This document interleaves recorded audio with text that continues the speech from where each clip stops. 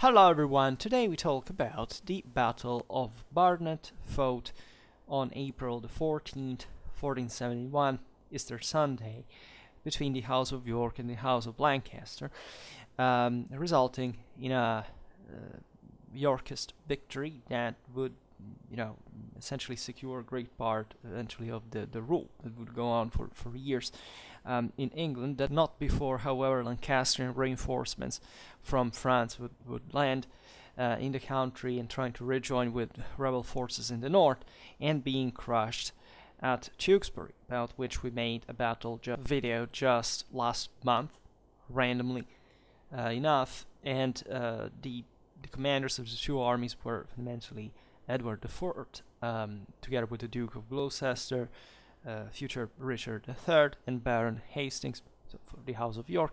For the House of Lancaster, the Earl of Warwick, right, a previous Yorkist that, as you know, had been disappointed by his cousins Edward IV after the revolt that had knocked out Henry VI, that at this point was in prison in the Tower of London.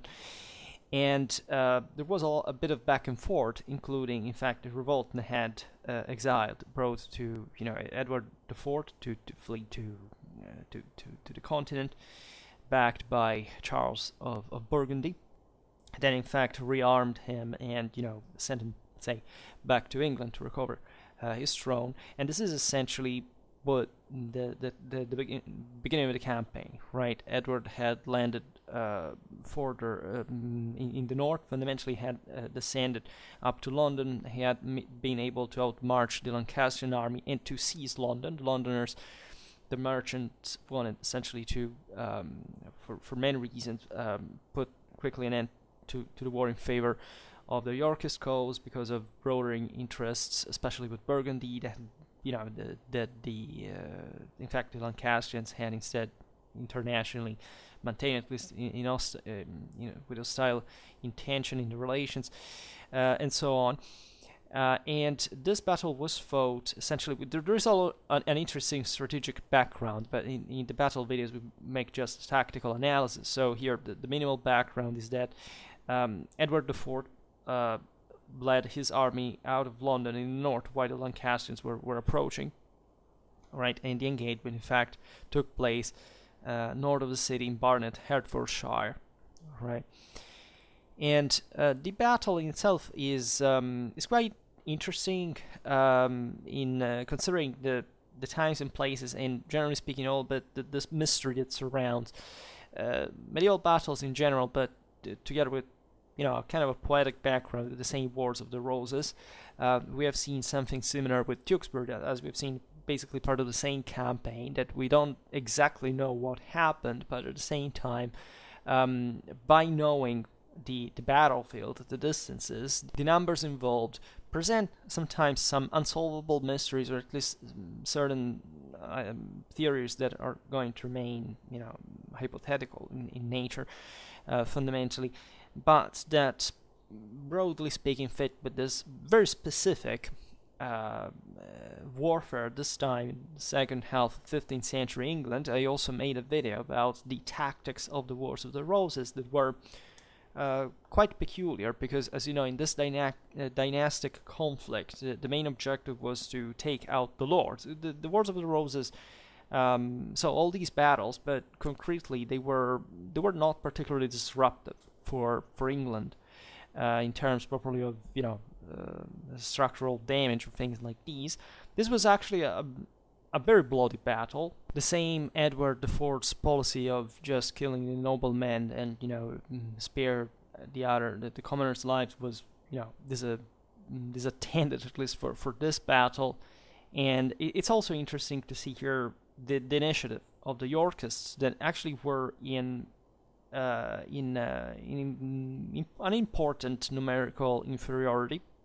We'll look at the composition of the armies later for both the battles, the battle line is concerned, but essentially we're talking of 15 to 30,000 men from the Lancastrian side, and something like between 12,000, 15,000 from the Yorkist side, right? It's not really, it's the scale of the battle itself and the armies that is important, right?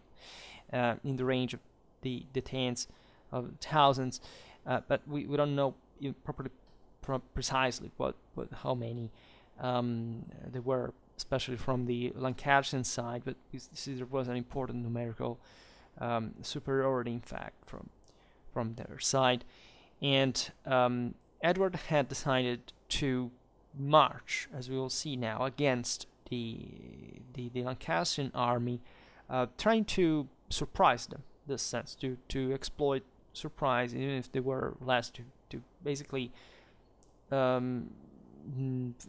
catching the enemy not necessarily unprepared, but let's say pushing all in this initiative that, as we will see, will play, in fact, an important part, not much during the battle, but in the previous night, when the Lancastrians bombarded the area, bombarded I think Barnet or south of Barnet, right when they thought the Yorkists had encamped, while they had actually just crossed the town and encamped further north, and Edward had disposed for not responding fire, at least in great fashion, not properly to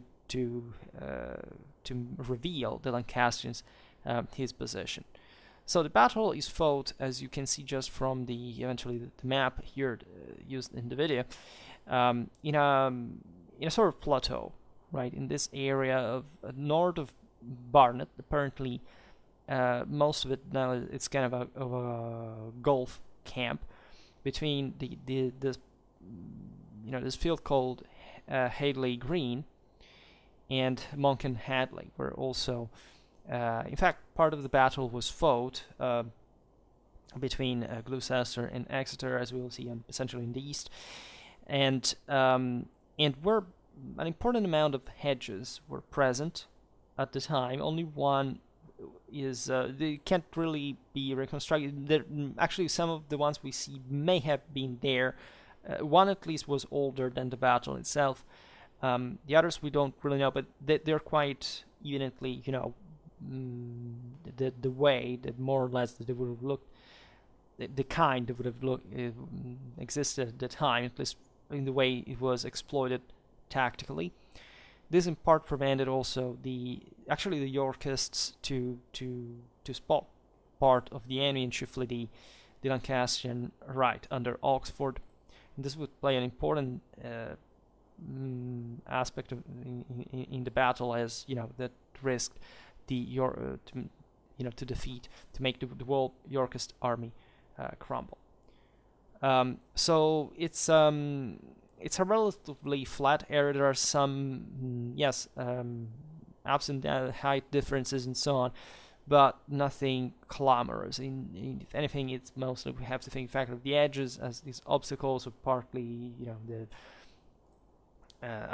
some buildings, especially at Monk and Hadley, and the area is also surrounded by eventually goes the surroundings tend to go down to decrease in height. The Lancastrian rear there is Wrotham Wood, right, and there were probably some other woods around the site, so that this whole battlefield essentially developed in the north-south axis, with also these important east and west. In fact, at the height of Hadley Green and Monkey Hadley, they're a bit the extremes, along the Great North Road, right? And the Lancastrian camp was placed essentially in the crossroad, with the so-called cross road to St. Albans, in fact, and the road continuing to Hatfield. And there isn't just much. Of course, you can make some ground recognition, but there are some aspects we'll never know how it was really at the time. Just it wasn't probably very different from what we see today. So, as I just said, the Yorkists had encamped the night before, right after having essentially spotted the Lancastrian army, that, as far as I understand, hadn't quite seen, because it was spotted by Yorkist explorers. So while they saw the Lancastrian army, the Lancastrians didn't see the Yorkists, or at least, they may have actually done, but they thought they were to stop south of Barnet, and therefore this probably, at least the sources here, mostly the arrival of King Edward, and some later sources, mostly of Tudor times, that are, of course, like old medieval sources, somewhat, or Renaissance, if you prefer, for the later ones, relatively vague, right? We don't have like a scientific, precise information about most things, and actually this battle is, Tewkesbury is better documented, as I've seen, even if it's basically the same sources. So they were, for Barnet, they said less, right, and make also the battle relatively easier to reconstruct, because there are less details, a certain degree. Some sources say properly wrong things about properly the participation of, for example, there is one of Tudor times says that Somerset, that actually fought at Tewkesbury, was here instead, was in the west at the time. So that's for commanding the various bands of the army. There is some incongruence, but you can't, it's easily confuted, by other information we have about the surrounding events of the battle. So it's relatively unproblematic, but still we don't have too much of information. The arrival, especially, seeing it's anonymous. The author was probably a priest, because he's very interested in the religious offices before the battle rather than combat. There's nowhere there that suggests that this could be a military man. This doesn't mean, however, that he's unreliable or that wouldn't understand the battle, as some Victorian historians believed, because there was some, especially regarding Warwick here, we'll see in the battle, was a bit of positive bias in favor of the Tudor, eventually, the Lancastrian legacy, let's say, so that they had to make the Warwick, the Earl of Warwick, this kind of kingmaker, was all the time, like, gallant knight in shiny armor. And actually, he wasn't particularly, nor politically, nor militarily. In fact, we don't have much evidence that he was a particularly capable commander in the first place. And other subtle interpretation like this. It's just that there is an incongruence.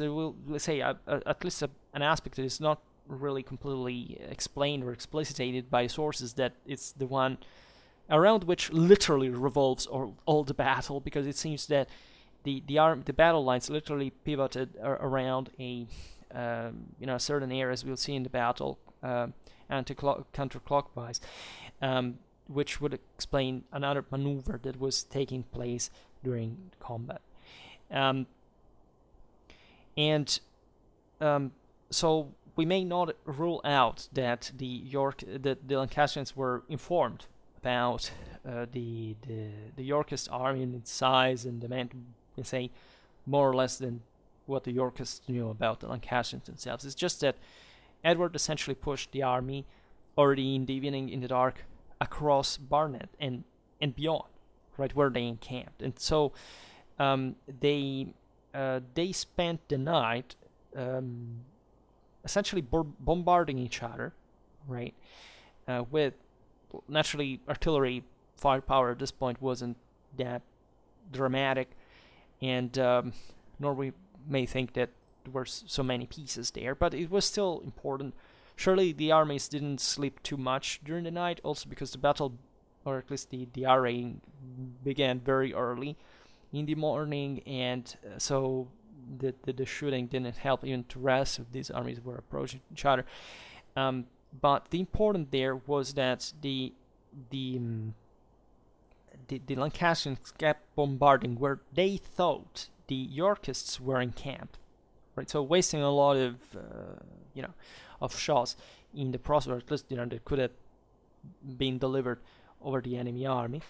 As we were saying before, Edward had ordered essentially to not to respond fire, at least to do it with a very few guns, and at this point it was just about artillery, and of course they had an approach in range of of other of guns. Let's say that the armies were something like this point,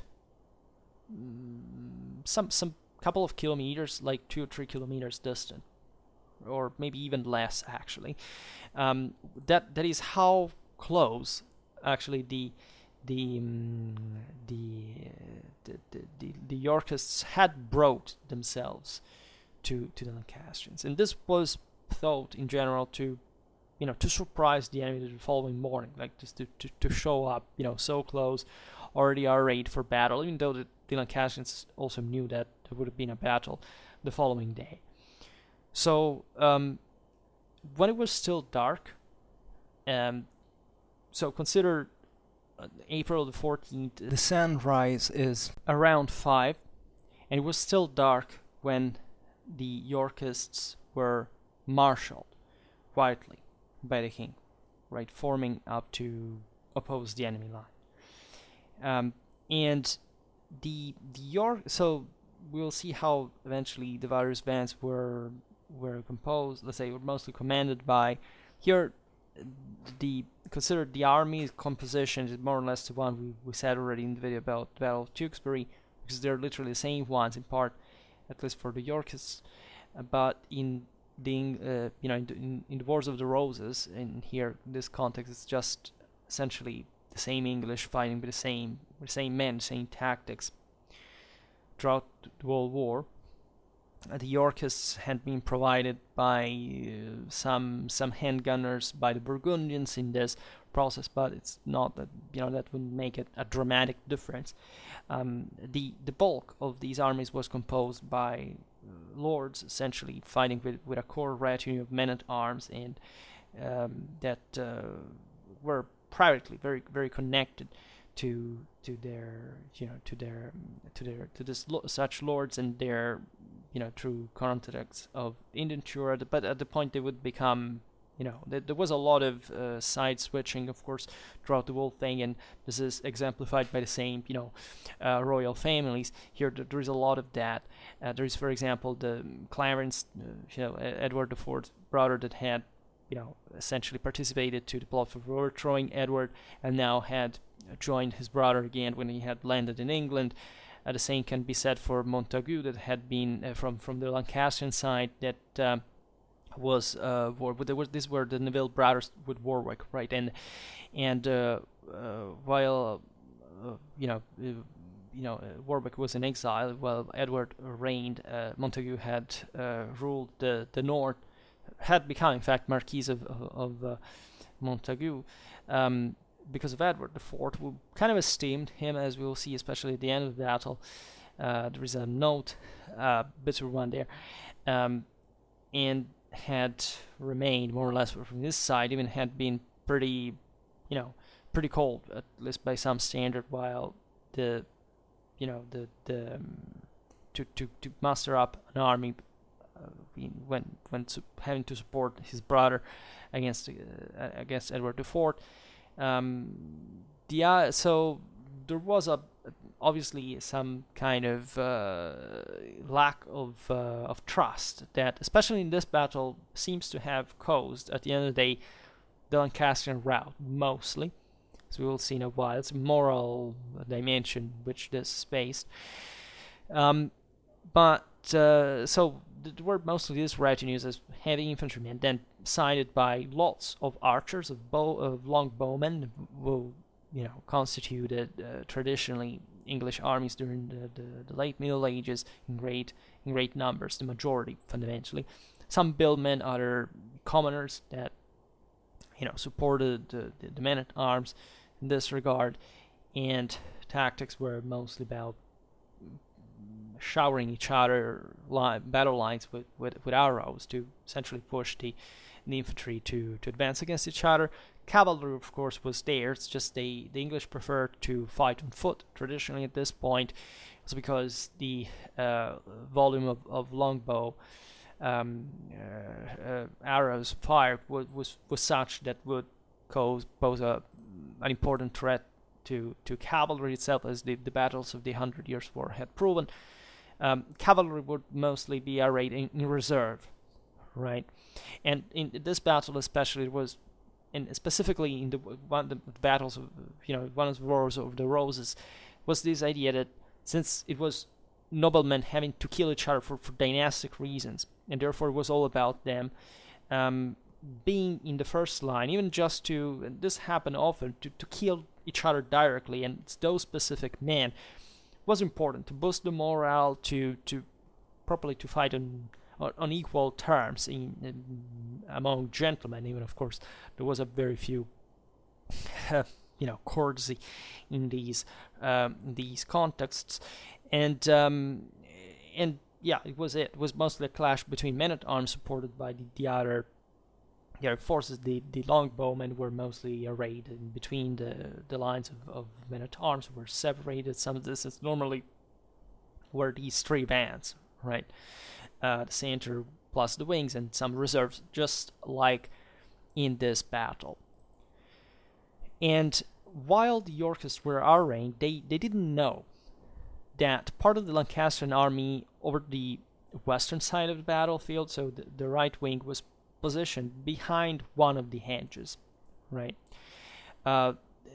This was the point, that even if the Yorkists had reckoned with some, with some effectiveness, the arrival of the Lancastrians on that ground, and they had done it when this was still like in column the day before, right? And night fell, and so the darkness reigned, and so they didn't know exactly where they would have raid. Probably they knew the ground, but they didn't know. So more or less they knew what they could be stationed, but they didn't have a very precise understanding of, for example, the extension of the line, or properly the location of the single bands, right? So the visibility, as we will see, wouldn't improve more than much even in the morning, because a thick mist fog was over the battlefield throughout all the engagement practically, and so they were fighting a bit like blind vans, right? They wouldn't know what was happening. They couldn't see what was happening on the extremes of the formation, right? The formation was, for both sides, was something like 1 kilometer in width, more or less. So as the events of the battlefield will prove, they didn't realize even what was going on in these sections, even when they were routed, right? So as most battles were fought actually at the time, there was such idea that somebody wins in one sector, somebody loses in another, then for some combination of factors, the remainders of these armies reconnect each other, or they feel dispirited and they break. So it would happen similarly in part, like in here. So what the major consequence of this lack of visibility was essentially the fact that both armies were overlapping the respective with the left flank of the enemy, right? So this will be a problem for both the left, the left bands of the respective formations, because essentially they would have somebody in the front of them that was very much shifted further left, and that would fundamentally come to attack them from there, and so making their formation vulnerable as attacked on the flank. And probably the Yorkists had even deployed their men closer than what they had intended to do to the enemy. So in the darkness, this went unnoticed, and even during the battle, because of the fog, it remained such, right? And actually, this may have played somehow even in Yorkist advantage, how the battle went, right? But in a very indirect way. paradoxical because their left would collapse, and this would bring to certain things paradoxically would bring an advantage to them in the long run during the battle. And the Yorkists had their army already arrayed probably between 4 and 5 o'clock in the morning. We know probably the Lancastrians did the same. It's just that most of the sources tell us from the Yorkist perspective in a way. So this doesn't mean that the Lancastrians weren't basically doing the same thing at that time. Von Wesel, for example, and also Warkworth's Chronicles say the battle itself started at 4 a.m., but probably it isn't quite that. Mostly probably these movements, the array, the lining up, started at 4. And because what would have been the advantage of fighting eventually in the darkness, that they didn't fight like that at the time, was it would bring more risks fundamentally than the positive command in this situation. And so by 5 o'clock, in fact the sun was rising, and that's what makes it more likely, in fact, the battle to have began, if not at that hour, but at least that the armies had begun to move and to harass each other before the clash happened. So we now let's skip what the sources specifically say in each in detail, but fundamentally the two armies were arrayed in the following way. So as we've seen, there were three divisions in the army. The Yorkist left was commanded by Lord Hastings. The center was commanded by Edward IV himself, and together with his brother Clarence. They had some, at least Clarence was with him, because as we've seen, he had not been particularly loyal, but back in the days, he wanted to be controlled. There were some reserves too in the rear. Then Gloucester was on the right. The Lancastrians had Exeter on the left, who was considered essentially a criminal, even though he was of royal blood. He was stupid and violent according to the chroniclers of the time. He had an interesting story during the battle. Then the center was some sources say it was just Montagu, but it was with Warwick in command, and given that Montagu was somewhat disloyal, that was part of the reason. Others say Warwick was in reserve, right? And the sources are too vague to respond, but I presume that Warwick was effectively in the center, unlike the battle map that I found here that makes it in reserve. Oxford instead was in a relatively obscure figure, meaning that we don't know too much about his military skills. Such was on the Lancastrian right, behind the hedges.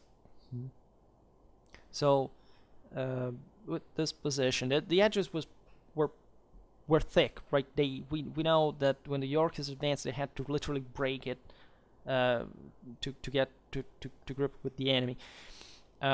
So essentially, what we understand here is that the Yorkists had the initiative, and the Lancastrians were somewhat defending in the process, which already tells you how morally driven the Yorkists were over the Lancastrians in general. In fact, it seems that the morale was not particularly high, and that if I'm not wrong, Montagu had informed Warwick about that so much, had asked to fight on foot, right, like the other, to boost the army morale in the process. So as you understand, they're fundamentally specular deployment, except they are displaced over the right, at least considering the axis between the two armies, respective each other's right, and that's what will make an important element of important dynamic in the battle altogether. So, as we are saying, important Lancastrian advantage in numbers, however, seemingly not so much in moral forces. By the way, the presence of Lancastrian reserves is likely, even just considering the numbers involved. The fact that surely horses had properly been left behind, and I'm talking, and the sources, if I'm not wrong, talk specifically about just men-at-arms dismounting from the horses, leaving them behind. So not really a cavalry force or any other reserve left, but I think it's likely, right? So I think both armies were properly specular. About the Yorkists, we have Oldenshad literally stating, beside these 3 battles, speaking of Edward's one, he kept a company of fresh men in store, which did him great pleasure before the end of the battle, right? So that would have been logical for both armies, right? You just need one to, given this is a clash essentially between infantrymen and, it's a single line, and one sector of the line, one division is going to be under more pressure, it may break, right? If you have a reserve, you can't hope to stem, you can't hope to send it against the enemy has just broken through and it's exhausted, and so you're taking it over. So it was, just a clever thing to do, right? And as I was saying before, there are some misinterpretations from the side of the sources. We see that the battlefield, and speaking of Monk and Hadley, it's possible that the Lancastrian left under Exeter was maybe placed not really within the settlement, but at least defending it when the Gloucester would advance. There were some little lakes, as you see, some ponds, but I don't think they would make up a dramatic obstacle for the battle lines here. And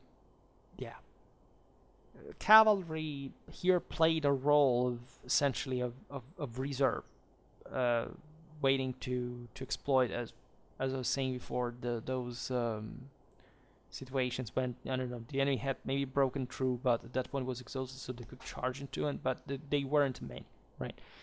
There weren't many fighting on horseback, at least. Not the men-at-arms were perfect equestrians, of course. As we were also saying before, Edward had given the command for no quarter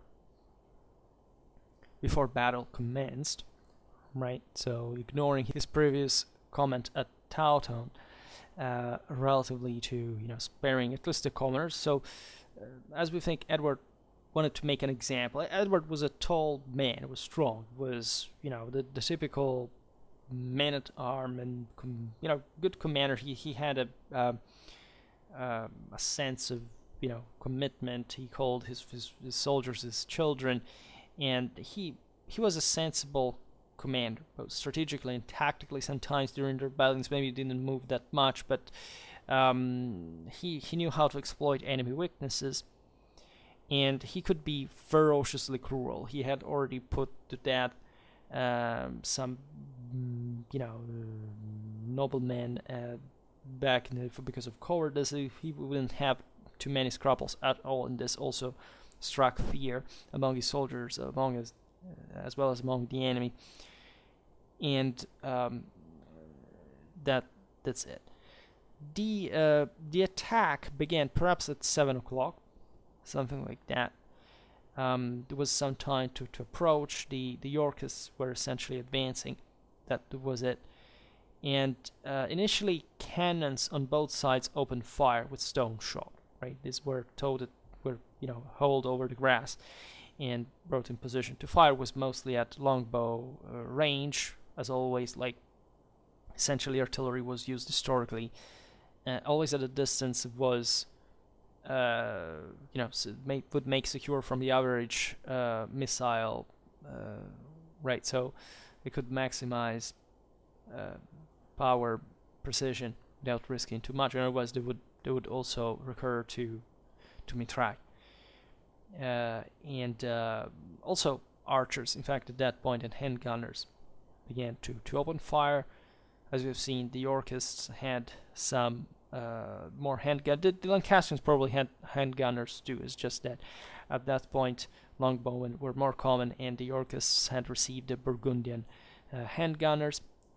The archers were surely more silent, but they could surely inflict heavy losses, especially among the least armored.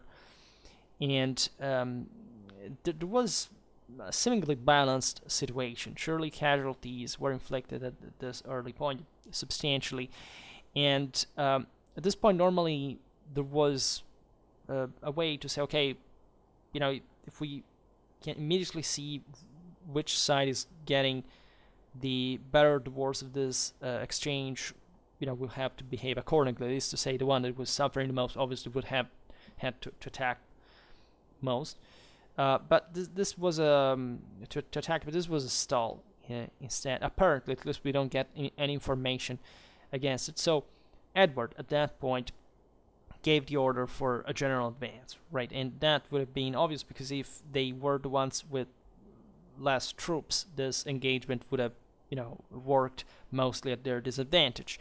At parity of ability, as we can imagine. Generally speaking, this contracts to be relatively symmetrical in quality. So it was a general advance along the wall line. So it was just at this point a problem of maintaining alignment, which was problematic due to the scarce visibility. So it's likely that this attack happened in a rather piecemeal fashion, but it may have not been that important at that point. It was matter rather of the strength ratios between the various divisions facing each other. On the Yorkist left, saying better, on the west of the battlefield, the Yorkists had literally to cut their way through the hedges to get to grips with their opponents, right? And this advantage probably is the cause, together with the overlapping on the Yorkist left, of the Lancastrian breakthrough, right? Basically, the Yorkist left under Hastings began to collapse. This may have happened quite simply, right? The Lancastrians were essentially defending. They were well protected by the hedges, and plus they could outflank the enemy on the left. So they exploited this advantage. Probably somebody, a few men broke away and fled into the mist southwards, away from the fighting, starting from the left. Then the route extended to the walled division that crumbled. Right? It was that row and brute. And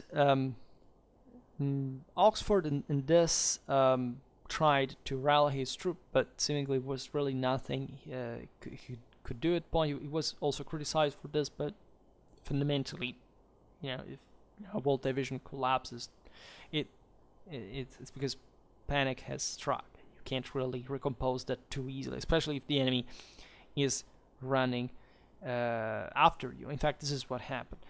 The Yorkist fugitives were flooding into Barnet, right? Passing through the high street and out to the other end and on down the road. And in fact, some didn't stop until they reached London, where they actually cried that the battle was lost. And this is the first voice that arrived in the continent that took some time, before being corrected. For that matter, some other fugitives probably fled west, rather southwest, to reach some more wooded grounds, and the mist helped them in this, because naturally pursuing even somebody in the mist is a bit more of a challenge. Think it from the Lancastrian side, you don't know what's coming out of the mist, and as we will see, that was actually the thing that would make the Lancastrians lose in a while. So Oxford meant, I said Oxford from the, on the Yorkist left, it's Hastings actually, that tried to rally the men, etc. Oxford is from the Lancastrian right. Well, his men began also to loot the Lancastrian camp and Barnet, where they had left. There was properly something to loot in the first place, right? Given that had assisted the Yorkists in the first place, right? And at the same time, they would keep hunting enemy soldiers, right? So at some point, they probably, they stopped probably rallying all at Barnet itself. It wasn't probably a very long business, also because, they were already exhausted. They had fought, even though, the Yorkists had broken relatively easily, and then they had pursued them, and then had to rally. And then now the point was coming back on the battlefield, because you have this enormous chance that the enemy is without left flank. Probably they wouldn't have even realized that because of the fog. Naturally, the same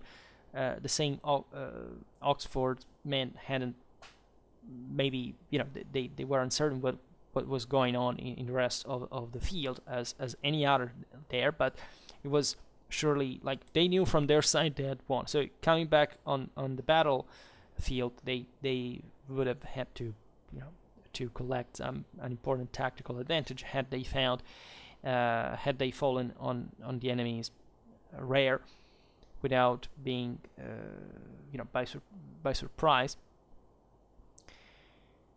And the probably rallying the troops at Barnet wasn't that easy as well, because naturally the soldiers wanted to loot. So there was an effort also to put this men together again. And we know that there were some 800 of them. So actually a small part under De Vere. This is according to Warworth, another Tudor author. And this, as he was commenting actually on his later flight, and normally even such a few men, so you realize if every division at that point from the Lancastrian side was something at least between a bit less, let's say, than 5,000 to 10,000 men. So 800 is not so much, but it's enough when you have to attack the enemy from the flank or from the rear. Like psychologically, it's devastating, and this was an opportunity, as a tactical situation that had to be exploited as much as possible in the first place against the Yorkists. And other troops probably were cut off eventually, because the Yorkists would go on winning the battle, and so surely it was some Lancastrian that had remained in Barnet, behind enemy lines, rather than being able to flee. And so you can imagine the mess even on this side, on this western side of the battlefield. And now the interesting part comes, because the sources state that, to make the long story short, Oxford's men, especially under De Vere, at this point had rallied and came back on the field, and instead then striking at that point in the useful closer enemy line of Edward IV himself, they encountered essentially their own center, the same Lancastrian center, and that essentially they were they began to fight against each other, because they didn't recognize each other. Their flags were quite similar, as we'll see now. So somebody began to shout for treason, because they already knew that there was somebody there that wasn't particularly reliable. So literally the whole battle is that the Lancastrians began to collapse at that point, and literally the battle was lost for them, as they broke completely in the end. Now there is one point about this has been observed, has brought some historiographical debate. That is, how is it possible, essentially, that from Barnet, right, rising up north towards the Yorkist line, the uh, the Lancastrians, the veer from Oxford Division would actually fall on their own center, right? So where's the Yorkist center should have been in between. So some earlier authors said basically, the fog was so thick that they, and or for some other reason, they kind of lost themselves. That is to say, properly they took some turns for which they came back further left, further west in a sense, and then fell on at that point on their center's right flank, right? Others said, but this is not really the case, especially considering that given the places, it was likely to simply meet. Imagine it's plenty of fog. You can't see anything, so more or less that the two armies have deployed on the let's say on this axis, perpendicularly to the axis represented by the Great Northern Road, right? Surely Oxford's men at this point had seen how they had essentially their battle line was probably more shifted towards the right, and so in a sense, if they had to go against the remaining Yorkists on that towards the east, they would have had in fact to go towards rather the east, right? Not coming back the way they had descended from let's say the area of Hadley Green, and then just so abandon the Great Northern Road towards the west. They would have had at least to follow the Great North Road, which is probably where they thought the Yorkist center was by that point, or even further, slightly at least further east, right? But at least going for, especially Edward IV's division, that was the most important. If that had collapsed, it was over in the first place it would have been over for the Yorkists, without doubt. So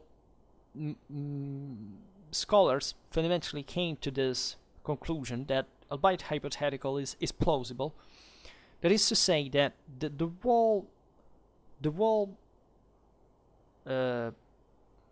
array of both the Yorkists and the Lancastrians began to pivot counterclockwise, right?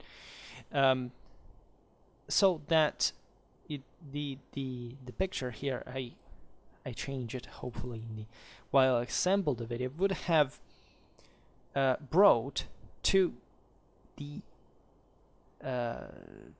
exposure of the Lancastrian center's right flank towards essentially the Great Northern Road, and the men of Oxford would have risen up towards essentially along the Great Northern Road, but not finding the Yorkists in the between, that would have at that point shifted towards the northeast in the process, right?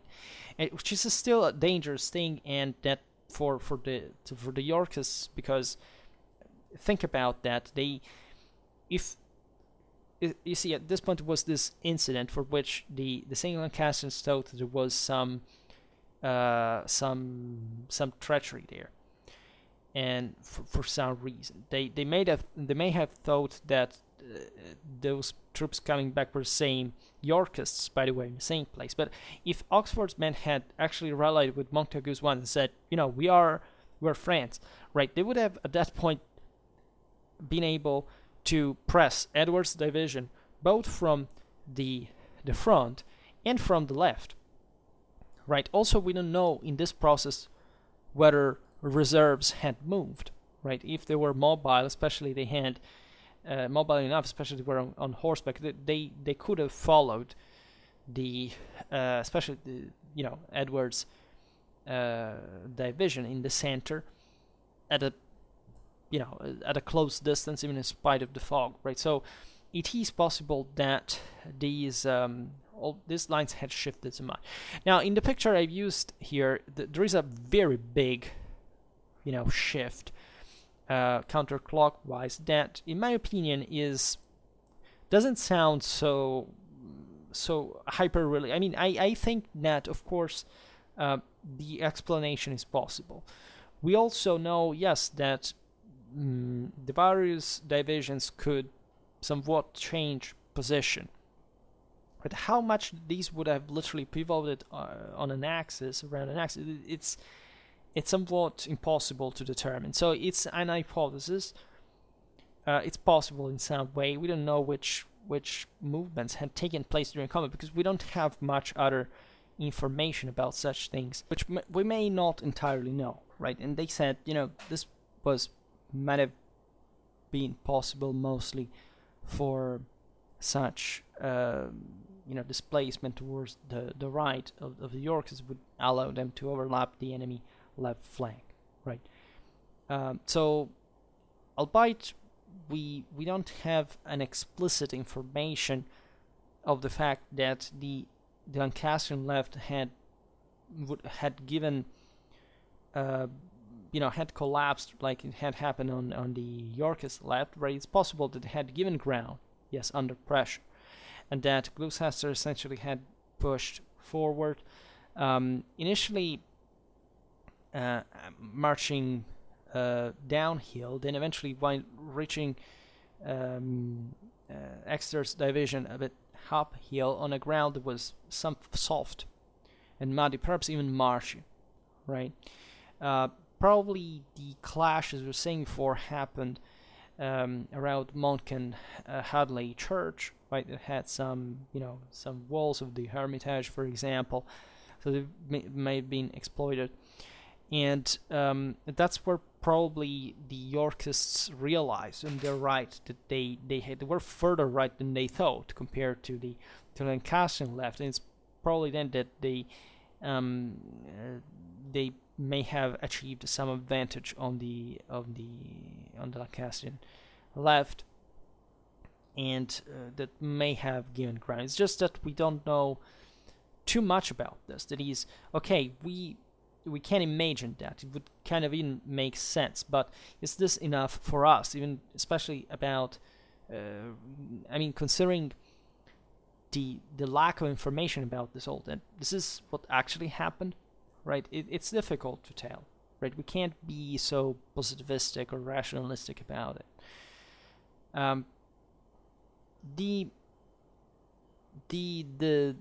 The Lancastrian collapse happened in this fashion. So while Oxford's troops were coming up the road, they met fundamentally with the Lancastrian center. And at that point, nor the Lancastrians nor the Yorkists in the center had realized what had happened on the western part of the battlefield. They maybe ignored that the Yorkist left had collapsed altogether, that had been pursued, and so on. So what seemingly brought to the surprise, to the misunderstanding, the fear of having been betrayed from the Lancastrian side, is that the emblems of the two sides, essentially sunburst badge of King Edward and the starred one of the Earl of Oxford, looked pretty similar. So Warkworth's chronicler explains, says, but it happened so that the Earl of Oxford's men had upon their lord's livery both before and behind, which was a star with streams, which was much like the King Edward's livery, the sun with streams, right? And so for this reason, in this mess, the troops that Oxford had rallied began to shout treason, right? So because they had believed at that point that the Lancastrian center had changed sides, as it had happened with other lords in the climate of those times, right? And part of the reason is likely that the Lancastrian center had maybe, in fact, mistaken the same Oxford men for the Yorkists, so that there was a mutual misunderstanding, or maybe just because of the fog and coming from that direction, they simply began to shoot at them, independently from this problem of the identification.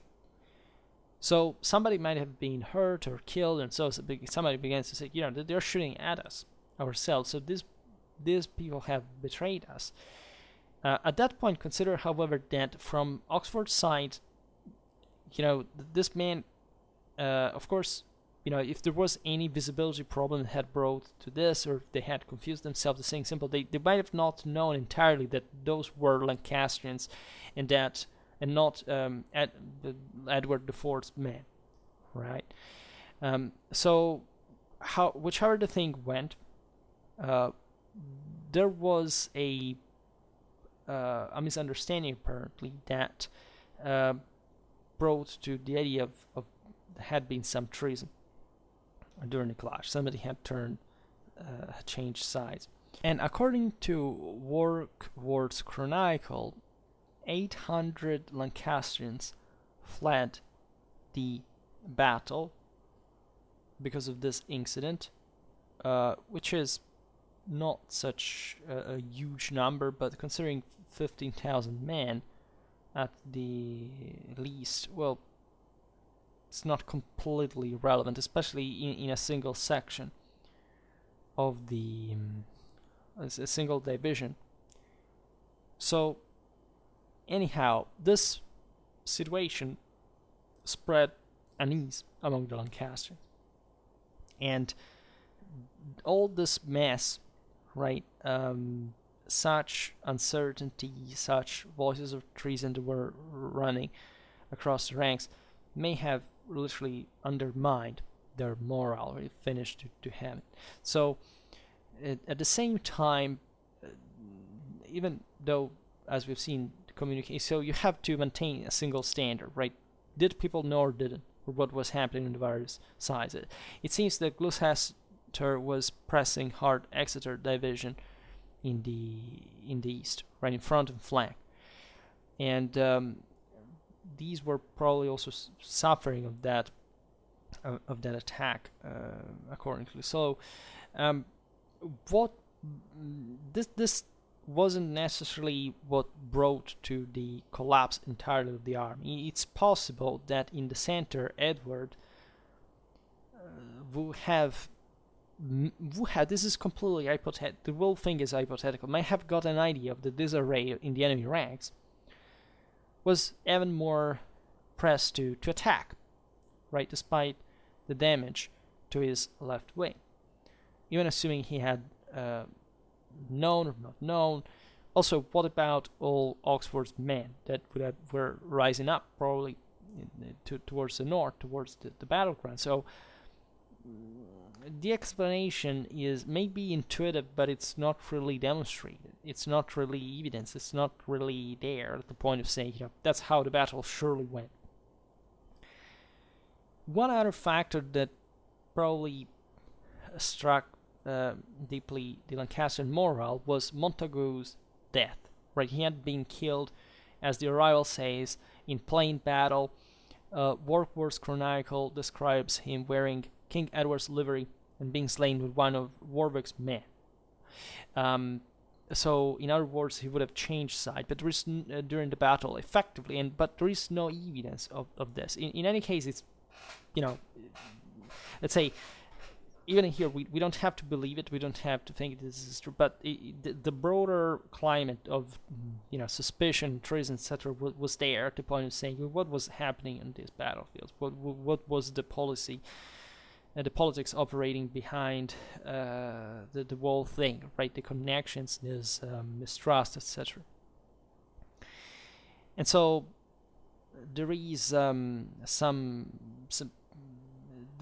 possibility as well that Montagu was killed not much at that point by any of his behavior, but because of the same treachery voices running within the army, because they knew that guy was not particularly reliable. Imagine everybody started shouting, "Now there is no traitor in here. What's going?" And he, everybody started looking at him, and maybe he was factually killed by the same Lancastrians in the process, right? Remember Tewkesbury, when this actually happened in among the same with the same commanders, that when the centre refused to advance, the commander was slain by the guy by Somerset, that had accused the enemy, the same friend commander in the centre of treachery, because it had not backed him up during the attack. So they would do, right, literally braining them with their axes and so on. So for all these reasons altogether, apparently the Lancastrians wavered and then broke. Right, some ran up to the St. Alban road towards Kitts, and others continued along the Great Northern Road. And others were fleeing on the sides of the battlefield, the slopes of the grading, trying to reach some wooded ground, which may have at least saved them from the horsemen's pursuit, which we imagined, when the enemy line was broken, would have kicked in properly to pursue the enemy, and that was as you know, actually the bloodiest part of the battle. Even though it seems that the engagement here was pretty furious during the same lines confrontation, face to face. At this point, Warwick, wherever he was, realized that everything was lost, especially when he saw his brother dead. This was, and that De Vere also had fled in the process. I realized that there wasn't much to do. Warwick's chronicler says that was Montague's death that had prompted Warwick to flee specifically. And Warwick is also said to have mounted his horse at that point and ridden off northwards towards Barnet Wood, somewhat flying, like as the arrival puts it. Warwick's chronicle tells that that Warwick had discovered that was no easy way through the woods at that point. And while he was thus delayed, the Yorkists reached him and killed him. So Edward would have allegedly run to the scene because he wanted to according to his account, save him. Probably reality was that he just wanted to take him alive, to make an example of him, disposing of him publicly. And anyhow, when the king reached Warwick's body, this had been stripped of its armor, laid naked on the grass. And there is this obelisk, this memorial placed in 1740 on the spot where supposedly Warwick had died. However, others think that he was caught and killed in the vicinity of Wroughton Park. And Holinshed makes an interesting comment on Warwick's usual battle practice, that was riding from place to place, encouraging his men, right? But that at Barnet instead, the fighting was so fierce that, as we were saying before, Montague had advised him to dismount to actually fight, right? Then that the same source says that Edward had fought quite in person, and he had been basically the whole time in combat. And the Victorians didn't like the fact that Warwick, according to these sources, would have been caught while he was trying to flee. The same as we were saying was said about the arrival, that this is just a priest who doesn't understand combat. Instead, it's more than likely, and as we've seen, there was nothing specifically glorious in Warwick's military career in the first place to say this was such a great cavalry that would die honorably in every forcefully, right? But so were the ideas of the time. In any case, the battle seems to have lasted for 3 hours, roughly. So says the arrival. Warkworth's Chronicle says that it ended at 10 a.m., by saying that it began at 4, and quite likely, as we were saying before, it's rather, these are respectively the time of the battle actually ended, and the armies were being arrayed, so not quite the entire fight.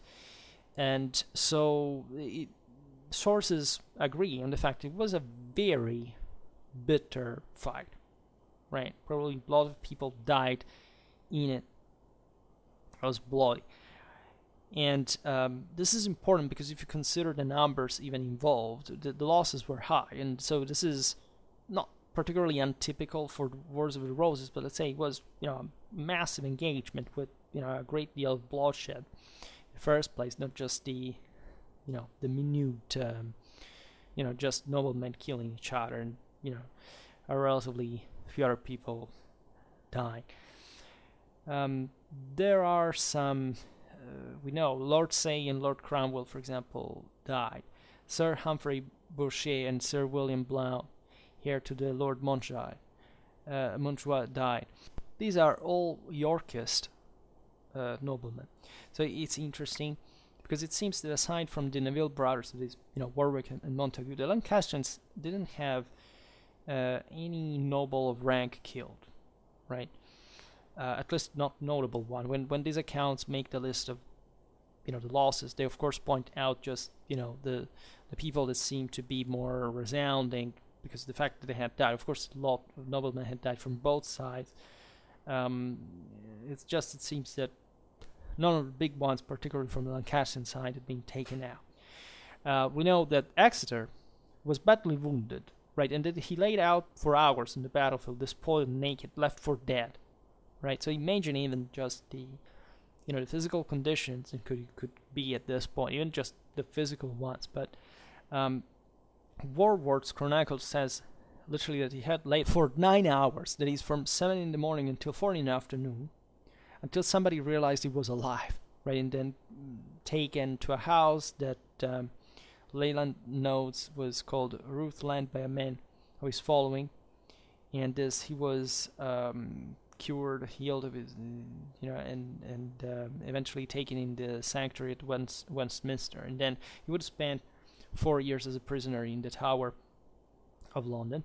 Now, this note is interesting because it tells us that the engagement in the east of the battlefield was quite harsh indeed. If the Lancastrian commander had been struck like that, and that therefore without commander, probably the Lancastrian left wasn't faring that well. So it's more likely, yes, that Gloucester was pushing forward and contributing at that point to the the pivoting of the wall fighting line axis, and also Sir William Tyrrell and Sir Lewis Johns were killed. Sir John Paston says that, quote, and divers other esquire of our country, God Marston and Booth. The Earl of Oxford and his two brothers, and also Viscount Beaumont, managed to escape the field heading north. They would reach Scotland eventually. There was probably some case of friendly fire, as documented in a letter from the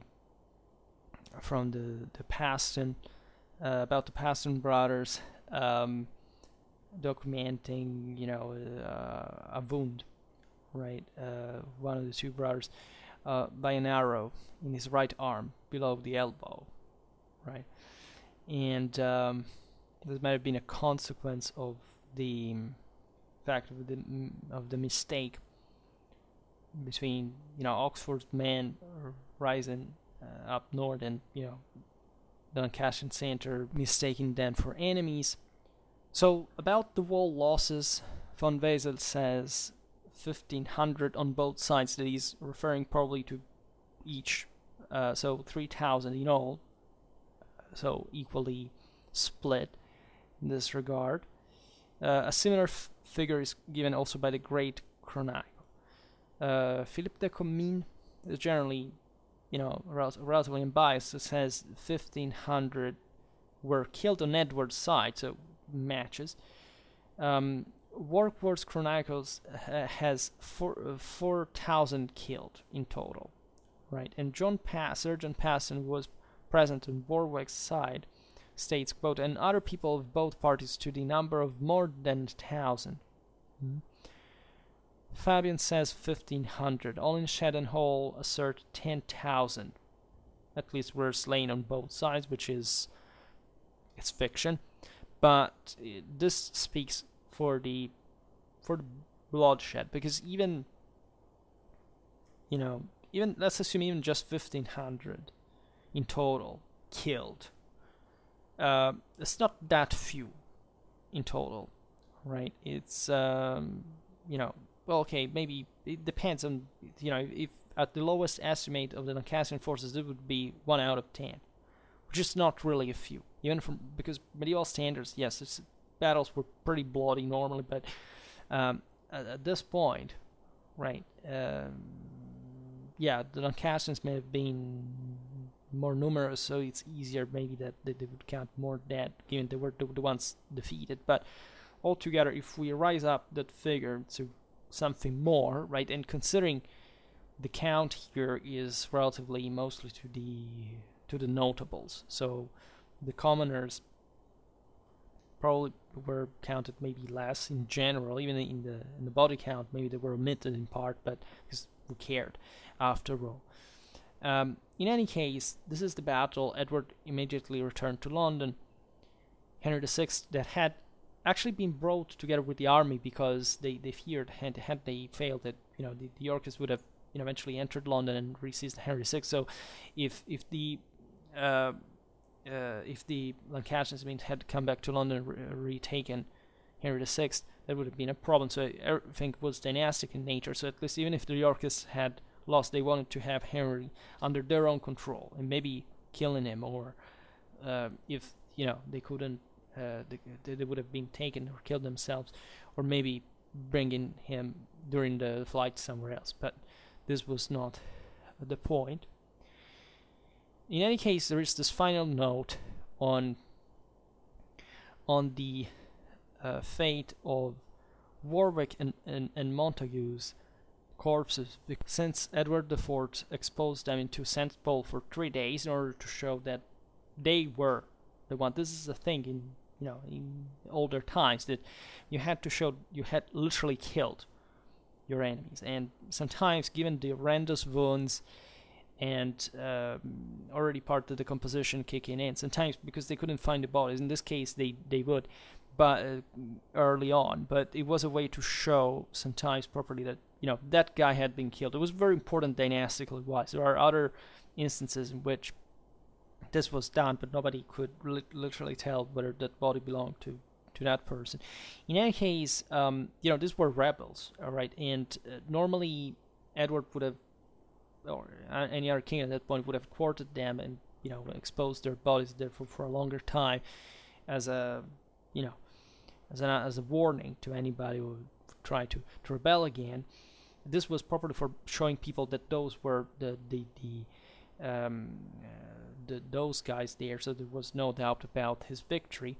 But eventually he actually allowed them to be buried in Bisham Abbey in Berkshire, right, in their family vault, where they were interred.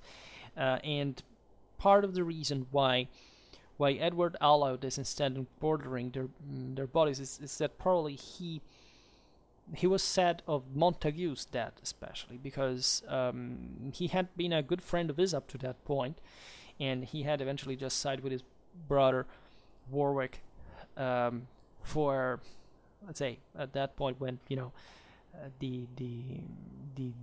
clash had resumed, and he had been somewhat, as we've seen, slow at reacting in that sense, and so he made this favor, this posthumous favor, to him, so not increasing also perhaps much the feud. It was an act of mercy in that sense. So, what about this battle? I think it's interesting in itself. I think there is a bit to speculation, generally speaking, in the way it is reconstructed. All the things that have been hypothesized do make sense.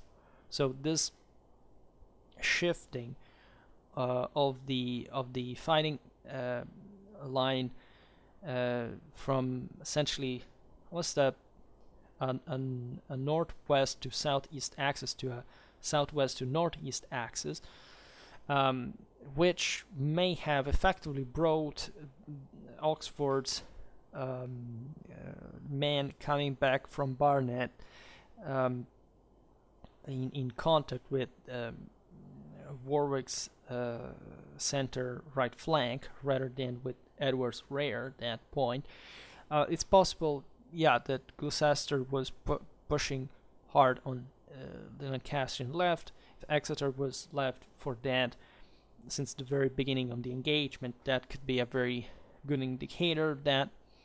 So, why not? After all, it's not so bad. It's just that they are just all scattered informations that I personally never read the entirety of these sources, but just by themselves seem to be coherently put together, but also just because we want them to make sense in that sense, and not necessarily because that is proven, right? So for the rest, it seems like there is this aspect of the hedge on the Lancastrian right that it was exploited in a defensive fashion. After all, it was the Yorkists who had the initiative.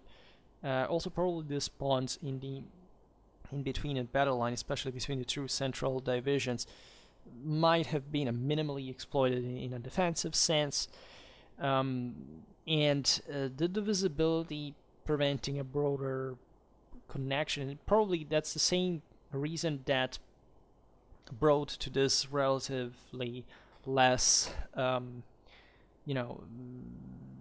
positive explanation from the sources that probably also discounted this battle, but actually was very important, right? At least about Tewkesbury we have much more information, much more details, right? Even that battle is problematic because we don't concretely know what happened, that thing of the hedge, of the secret passage in between, that it's kind of also very enigmatic, perhaps more enigmatic than what happened at Barnet after all. Consider always this, that the majority of these armies were composed of archers, so that's not really a hard line, something that you need. So when we're talking about these broader numbers, the actual heavy infantry around which gravitated the main fight was much more closely packed. Given that, so even in space, it would leave this gaps right between the various divisions that already by themselves couldn't quite, even in good sight, couldn't always see each other right on the battlefield because of visual impediments of some sort, the confusion and so on. So it's as we've seen, the armies were all shifted towards their respective right compared to the axis, or at least to each other's axis. They still compatible with the whole picture could have actually brought to some of met. At the same time, it's not entirely clear where this men, especially the men at arms, were deployed, where did they encounter each other, and generally speaking, if they were also shielded in a sense, protected by the archers in a way, and or maybe if, you wouldn't just immediately, you would know, right, that friendly fire was a thing, that especially with that fog, it would have been complicated to reconnect each other. So there was always some risk. You don't. It's true that it's difficult to contain voices in a battlefield when people are scared and all adrenalinic and so on. But that doesn't have to be underestimated, but still it doesn't concretely answer what actually happened in the field, right? Especially in the center, because as far as the wings are concerned, prospectively, yeah, it's we understand that there isn't much to it. So this broader collapse might have also been brought just by a general pressure brought by the Yorkists or some. So even this thing of the alleged treason might have been part of of a broader set of causes that, morally speaking, brought to collapse. You just don't know, right? So again, the take is good, and I give it. This is probably the best way you can reconstruct a battle. It's just that one has to be very cautious about saying, okay, this is what actually happened, because especially in this case, it's not quite evident by itself, right? There are certain things that you can kind of demonstrate indirectly just by saying, look at the distances, or look at this thing cannot really, right? You have to invent it in order to explain it. Otherwise, it's not even as by sources, not even indirectly, right? What happened, we don't know really that much. In any case, it was an important Yorkist victory. As you know, this would secure most of it, right? The rest of the Tewkesbury campaign was to take out Marie of Anjou and the young Prince Edward from the scene, and it would succeed as well. It was the complete sanction of Yorkist control in England. And yeah, this is our second battle so far on the Wars of the Roses, and hopefully we'll go on with it. For now, I just hope that you enjoyed this video. If you did, please share it. Otherwise, leave a like or subscribe to my channel if you're interested in my upcoming content. And for now, I thank you heartily for listening to me. I wish you a nice time and see you next time. Bye.